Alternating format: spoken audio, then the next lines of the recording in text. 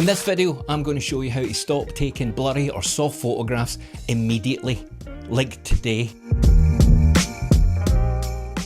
Are you fed up spending hours getting your gear ready, going on a road trip, ending up somewhere beautiful, spending a whole day making sure that you think you've got the best photographs you've ever taken, and when you get home, you put them in the computer, and then they're either soft or blurry and you can't use them? Well, that's something I can really relate to, because when I first started photography, that's exactly what used to happen. And it was basically down to the fact that I didn't understand what made a photograph sharp, or worse, I didn't really know how to use my camera. So in this video, we're going to look at how we can make that a thing of the past. So as I said at the start, there is nothing worse than that sinking feeling in the gut of your stomach when you put your photographs onto the computer and you zoom in and you find that that wonderful bird shot or the tree or whatever it is that you took a photograph of just looks soft. So let's go through it one by one, because if you eradicate these things in your photography, I guarantee you the amount of blurred photographs is going to be infinitely less. And the first one is, unsurprisingly, make sure you focus on what it is that you want to be sharp. The camera itself doesn't know what's important in a scene, so you need to tell it. And with autofocus systems, servo or one shot, there's a lot of different things in there that you might be getting confused with. So let's have a look at it. And as a first example, I'm going to show you what happens when you just missed your focus by a little bit. So as you can see from the video, there are three things here that I could focus on. You've got the chair, which is the closest thing to the camera. You've got the microphone that is somewhere in the middle. And at the back of the scene, you've got the monitor. Now, by using the touchscreen on the back of my camera, I can touch what it is that I want it to focus on. And I start by being in focus on the screen, and then I move it so that I'm then focused on the chair in the front right. And what you can notice there is that everything else starts to go a little bit soft. But what you will notice is it's quite hard to see. And I've done this deliberately, because when you're out shooting a landscape, if you don't check your images, then you might not notice, because to your eye on the back of the screen, everything looks sharp. So let's dig a little bit deeper. In this shot, you can see I've got the microphone and I've got the screen. And when I switch between both of these, you can immediately see which goes in focus and which goes out of focus. And that's the same when you're out, whether you're doing street photography, landscape photography, portrait photography. All of a sudden your aperture becomes really important. But another thing to think about is if you're super close to your subjects, then the difference between how soft and how out of focus they are becomes really obvious. If you're quite a distance away from them, then sometimes you can get away with it because the depth of field is enough to cover it. But the closer you get to your subject, then the more sure you need to be that you've picked the right thing to focus on. And just one more thing before we move on, make sure you check where you're focused. Now, you can tap the back of the LCD screen or you can use the joystick, but sometimes if you're focusing on something really small in a scene, you might just miss it, and that can be the difference between a sharp image and a soft image. So use the magnifying button on the back of your camera if it has it. Mine lets me zoom in once and then zoom in a second time, and by that point I'm super close to what I'm trying to focus on, and if it's slightly out, I use the joystick and I nudge it onto the thing that I need to be sharp. So make sure you check your focus before you press the shutter. Now on to the second part, and this is all about shutter speed. And I can't overstate just how important it is to make sure that you get your shutter speed right for the scene that you're trying to take. If you're too slow and you've got a moving subject, no matter how sharp your lens is, no matter how well you focus, that image is going to look blurred. So here's a question. Have you ever noticed that when you're shooting at maybe 100mm or 200 or even more, it becomes incredibly difficult to keep the image steady in the middle of the frame? That's because the magnification not only brings the subject closer to you, it magnifies everything that you're doing with your hands. So any slight wobble will look a million times worse on the camera. So if your shutter speed isn't fast enough, then that's going to bleed through into your image and it's going to look soft. So as a general rule of thumb, what we do is whatever the focal length you are shooting at, then you try and change your shutter speed to be twice that. So if you're shooting at 100mm, then your shutter speed should be no slower than 1/200. If you're shooting at 500, then you want your shutter speed at 1/1000. So if you're moving about and the camera is really struggling to get focused or stay steady, especially if you're hand holding at longer reach, then it's really important that your shutter speed is fast enough to freeze that action the second you press the shutter button. So in this example here, I'm zoomed in at about 300mm, and I promise you I am doing my very best to keep this really still. So I've made sure that my shutter speed is fast enough to make up for the fact that the thing seems to be moving about. I think it's fair to say we've all got an image in our catalogue that we did not have a fast enough shutter speed at.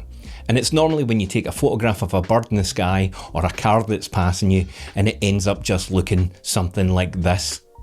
That is an AI generated image, just so I can be upfront about that. There are some great charts out there that if you want to try and get an idea of what your range of your shutter speed should be, you know, like 1/1500 for birds in flight, things like that, they do exist, and I would recommend you have a wee look online and see if you can find something, because once you get it in your head what you're trying to do, then it makes a lot of sense. So although we've said that we want to set our shutter speed to double our focal length, that's almost assuming that it's a stationary object and it's to try and compensate for any micro judders in the movement of the camera. If you're trying to take a photograph of something that's moving, then that's when you need to start bumping it considerably. So again, shutter speed is one of your best friends if you're trying to get a sharp image. You couple that with the first tip and 90% of your soft and blurry images will disappear, but there's still more that we can do. If you're thinking, yeah David, I'm starting to get the hang of this, I've got a few things to try, but I'm still worried about my composition and it doesn't matter how sharp my images are. Well, I've got you covered, because I've written an ebook which covers everything about composition. It's got loads of practical advice and things that you can try, and I guarantee that by the end of it, you're going to have better images, and at the end of this video, they're going to be pin sharp too. There's 30% off it at the moment, and that's only for another couple of days. Anyway, back to the video.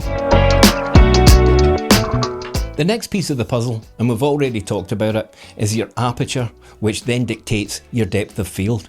Now, most landscape photographers will tell you that you need to shoot at f8 to f11 as a general rule of thumb, because that gives you quite a good distance from front to back and a good chance to keep most of your image sharp. But there are occasions when that still won't work, even if you go all the way down to f18. If you've got something super close to you in the foreground and the main thing that you're shooting is quite far away, you'll find that either the foreground is blurry or the main thing you're trying to shoot is blurry. And that's because of, again, going back to our first tip, making sure you pick the right thing to focus on. Now, as you know, one of my mantras is, it doesn't need to be sharp from front to back. So I'm going to show you some images here of when I've shot with an f2.8 to say f5.6, and I let the foreground go soft, because that really is a pleasing look for me, and I think it adds another layer of depth that draws the viewer right into the middle of your photograph. I tend to think if it's sharp from front to back, it looks a little bit clinical, and there's so many other images out there that look like that you don't really get a chance to put your own artistic spin on it. So don't be scared to shoot with a wider aperture, just know that you're not going to get everything sharp from front to back. And the thing about choosing your aperture is, that's one of the creative choices that you get to make. If you have a wide open aperture, then as I've said, you get a soft foreground and maybe even a soft background. And to me, that's very creative. But if it's not what you're looking for, you can set it at f11, which darkens down your image a little bit, and you need to think that your shutter speed, you might have to slow that down to let a little bit more light in. And again, if you're shooting fast moving subjects, that can become a bit of a problem.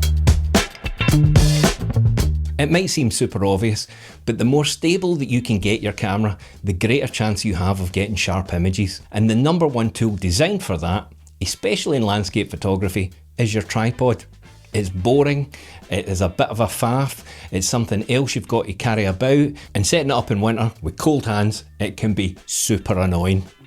But I can't state again just how important it is to have a steady base, and if you don't have a tripod or you can't get your hands on one, then make sure that you use good technique. Here you can see elbows are tucked in, I've got the camera held to my face, I'm trying to create as many contact points between me and the camera as possible, and that helps to make things a little bit more stable. So if you haven't already got a tripod, I would suggest it's the next thing that you put on your shopping list, and start saving up, because the more money you invest in your tripod, the easier it is to use, the less of a hassle it will seem, and don't buy one of these cheap £30 ones off Amazon. I know I keep saying that, but they're not worth the money. They're rickety and they actually can introduce shake into your camera. Okay, Okay, so one final bonus tip, and this is common sense when you think about it. Now, I'm not suggesting that you look and review every single image that you take, but if you've taken the time to go somewhere great, you've got a phenomenal sunset kicking off in front of you, you've picked your focus point, you've chosen your aperture, everything's nice and stable in a tripod, and this shot really means something to you, then make sure you check it after you've taken it. I know it sounds incredibly obvious, but the amount of people that don't do that and then wait till they get home, put it in the computer, they realise they've wasted that entire trip, the diesel, the food, the time, whatever it may be. The fact that they never checked their image means that they now need to go back and try and do it again. And if you had great conditions, the chances of them being the same, well, we're landscape photographers, we know how often that happens. So if your camera allows you to do it, which I'm fairly sure all of them do, is make sure that you review the image on your LCD and then zoom in on it. You can see I've taken a wee sample image here today of one of my wee kittens. This is Bob's.